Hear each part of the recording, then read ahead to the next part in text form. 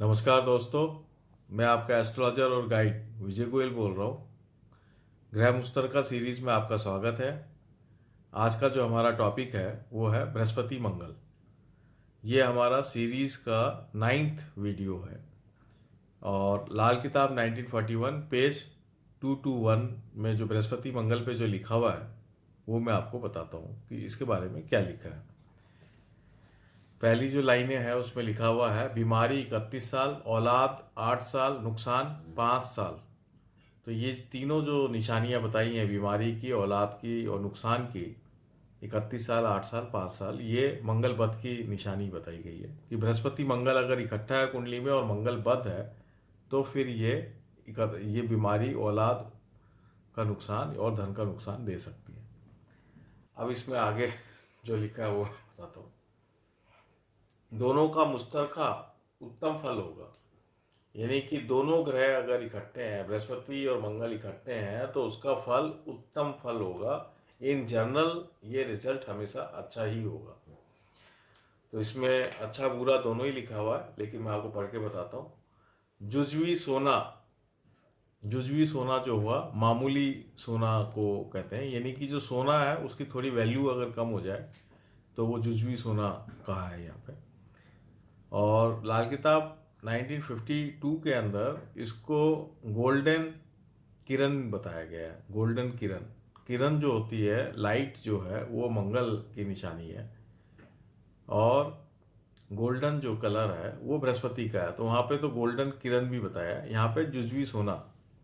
नेक अक्स अगर बद तो ढाल, आलसी निर्धन, गजा गुर्ज हथियार। तो इसमें हथियार की बात की गई है क्योंकि मंगल हथियार का संबोधित करता है और बृहस्पति मंगल जो है इसमें ये बताया है लाल किताब में कि अगर हाथ में हथियारों का निशान चिन्ह हो तो फिर ये मंगल बहुत अच्छा रिजल्ट देता है। तो कौन कौन से निशान चिन्ह से मंगल अच्छा रिजल्ट देगा? नेक अक्स, अक्स का मतलब होता है अंकुश का निशान हो।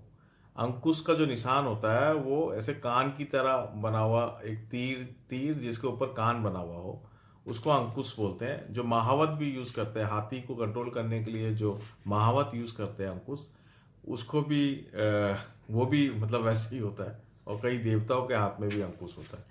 अगर हाथ में अंकुश का चिन्ह है या गदा का चिन्ह है, गजा गुर्ज, गजा गुर्ज जो है वो गधा, गधा जो हनुमान जी की गधा है उसको, तो फिर ये मंगल नेक की निशानी है। नहीं तो ये ढाल, ढाल का तरह काम करेगा, यानी कि ढाल का भी अगर चिन्ह हो तो मंगल बद की निशानी है। मंगल बद अगर होगा तो आलसी और निर्धन होगा।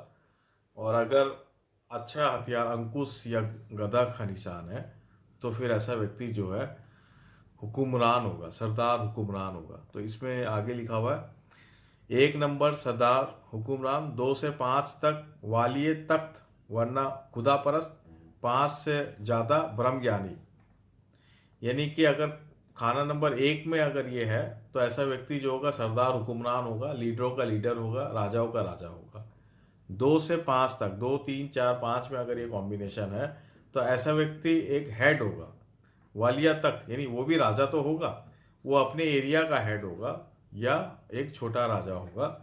ये नहीं तो वो खुदा परस्त होगा, यानी कि ऐसा व्यक्ति या तो साधु भी हो सकता है या ईश्वर को मानने वाला होगा। खुदा परस्त होगा, लेकिन होगा, ये उत्तम निशानियां है। 5 से ज़्यादा यानी 6 से लेकर 12 तक अगर है तो ये भी उत्तम निशानी, ब्रह्मज्ञानी होगा, यानी ईश्वर को जानने वाला होगा।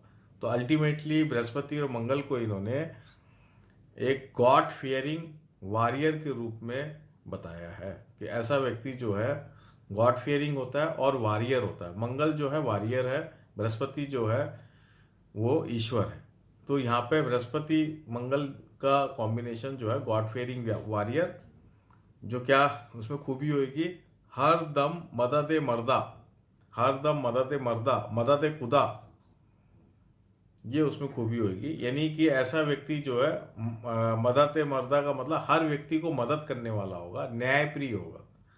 मदद मर्दा का मतलब हुआ कि ऐसा व्यक्ति अगर कोई दूसरा व्यक्ति दुख पा रहा है या एक आदमी दूसरे आदमी को दुख दे रहा है तो वो सहन नहीं करेगा उस बात को, वो उसके लिए लड़ लेगा।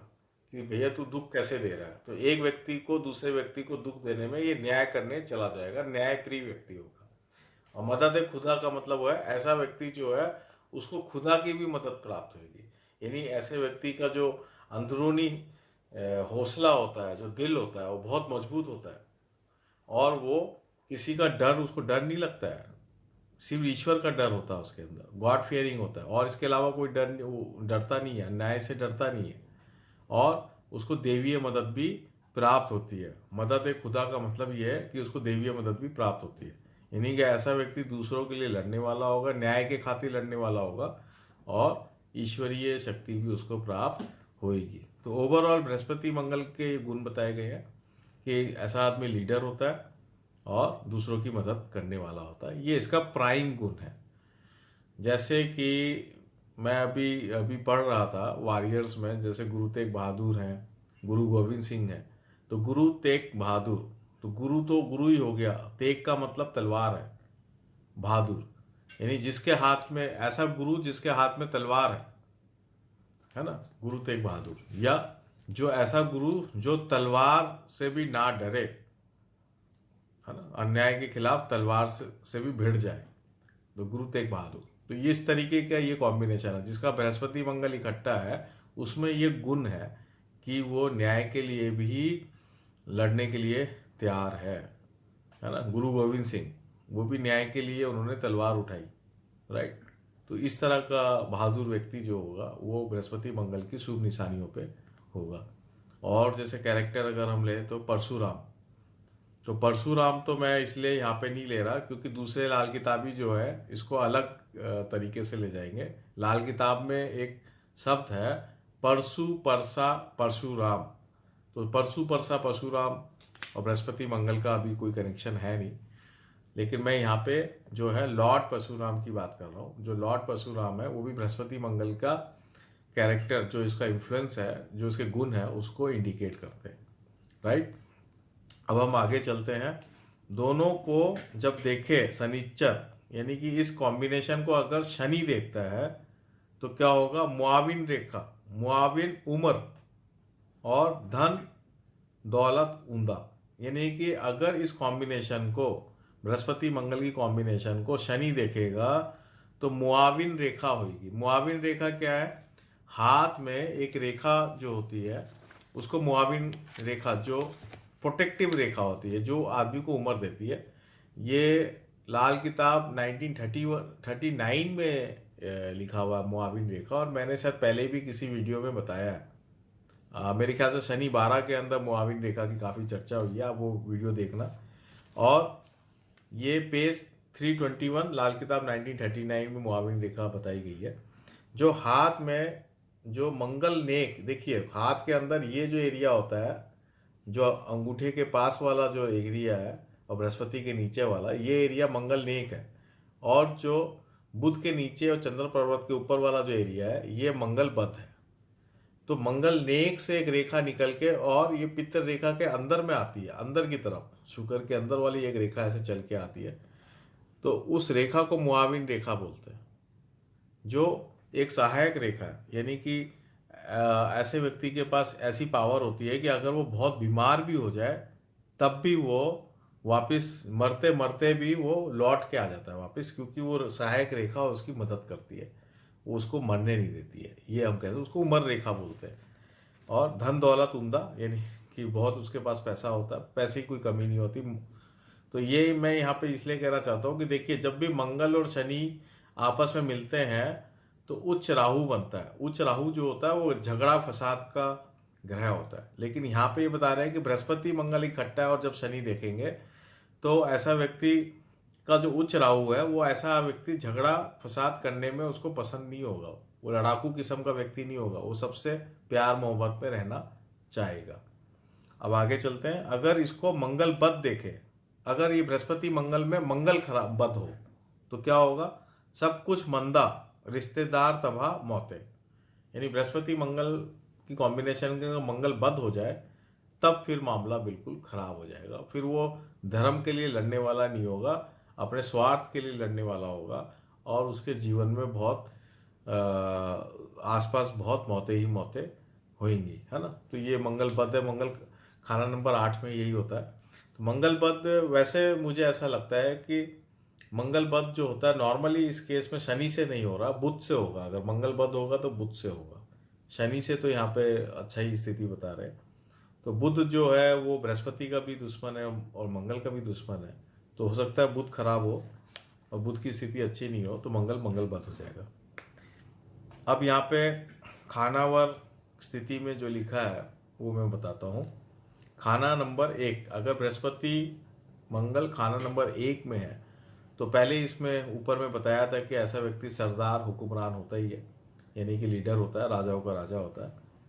और लेकिन यहाँ पे क्या लिखा है, खाना नंबर 1 दोनों का जुदा जुदा नंबर 1 का असर, यानी कि बृहस्पति मंगल खाना नंबर 1 में है तो बृहस्पति 1 का वीडियो आप देख लीजिए जो मैंने पहले बनाया, और मंगल 1 का वीडियो आप देख लीजिए, दोनों का रिजल्ट अलग अलग ही मिलेगा, ये बात है। प्लस वो सरदार हुक्मरान भी होगा, ये दोनों बातों का आप जोड़ के उसका रिजल्ट ले सकते हैं। खाना नंबर 2 में आप देखिए, खाना नंबर 2 में गृहस्थी साथी इसकी आगाज पर सिर कटा देवे और पसीने की जगह अपना खून बहाए, दिमागी लियाकत से धनाड़ हो, यानी कि ऐसा व्यक्ति जिसकी एक आवाज में लोग सिर कटा दें। कौन? गृहस्थी साथी। गृहस्थी साथी कौन है यहाँ पे? खाना नंबर 2 कौन है? ससुराल।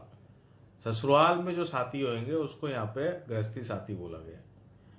और तो ऐसा व्यक्ति के एक आवाज में लोग मरने के लिए तैयार हो जाएंगे, खासकर ससुराल वाले इसकी बहुत ज़्यादा इज्जत करेंगे, एक्स्ट्रा ऑर्डिनरी इज्जत करेंगे, ठीक है ना। और पसीने की जगह अपना खून बहा दें, यानी कि हर चीज़ के लिए, हर बात के लिए वो तैयार है, मदद, हर तरह की मदद के लिए तैयार है। दिमागी लियाकत में धनाड़ हो, यानी दिमाग उसका बहुत अच्छा होगा, इस कारण से वो धनाड़ होगा, यानी पैसे वाला होगा। खाना नंबर 3, खाना नंबर 3 में क्या लिखा हुआ है? पूजा पाठ में लसानी बुजुर्गों के धन की पूरी हिफाजत करेगा और कायम रखेगा, मगर अपना और धन मिलाने की शर्त ना होगी। यानी पूजा पाठ में लसानी का मतलब होता है ऐसा व्यक्ति पूजा पाठ करने वाला होगा, और लसानी का मतलब बहुत परफेक्ट तरीके से पूजा करने वाला होगा, जिसको पूरे क्रिया, पूजा की जो भी क्रिया होती है वो परफेक्ट तरीके से आती होगी। जो भी प्रोसीजर है पूजा का, जो भी प्रोटोकॉल है पूजा करने का, जो भी सिस्टम है पूजा करने का, वो उसमें वो कोई कमी नहीं छोड़ेगा, इतना परफेक्ट होगा, वो परफेक्ट पुजारी होगा। तो हम इसको इस तरीके से भी कह सकते हैं कि बहुत आदमी जो तंत्र विद्याएं करते हैं या बहुत आदमी जो साधनाएं करते हैं, तो ऐसे व्यक्ति साधनाओं में बहुत सफल हो जाते हैं, क्योंकि जो परफेक्ट तरीके से करेगा, पूरे सही ढंग से पूरे सिस्टम को फॉलो करेगा तो परफेक्ट हो ही जाएगा। या बृहस्पति मंगल जिसके भी 3rd हाउस में है, वो जो भी काम अपने हाथ में लेगा उस काम को वो बहुत ही परफेक्ट तरीके से, सिस्टमैटिक तरीके से ही करेगा। बृहस्पति मंगल 3rd हाउस, इस बात का आप ध्यान रखें। बुजुर्गों की धन की पूरी हिफाजत करेगा, यानी कि बुजुर्गों का धन जो इसको जो भी मिलेगा उसका वो किसी भी तरीके से वो डिस्ट्रॉय नहीं होगा, वो वहीं का कायम का कायम ही रहेगा, मगर अपना और धन मिलाने की शर्त नहीं। इसका मतलब ये है कि जरूरी नहीं है कि ये जो कॉम्बिनेशन है ये आदमी को धनवान बनाए, यानी कि खुद बहुत पैसा कमा ले, ये जरूरी नहीं है। तो ऐसे व्यक्ति क्या होते हैं कि बहुत अच्छे तरीके से किसी भी काम को एग्जीक्यूट करते हैं, एग्जीक्यूशन करने में बड़ा एक्सपर्ट होते हैं, लेकिन खुद धनवान बन जाए ये जरूरी नहीं है। लेकिन ये अपने माता पिता का पैसा को भी बर्बाद नहीं करते हैं। तो ये खाना नंबर 3 तक मैंने आपको यहाँ पे बता दिया है, और इसके अलावा जो खाना नंबर 4 से लेके खाना नंबर 12 है वो मैं आपको नेक्स्ट वीडियो में बताता हूँ। धन्यवाद।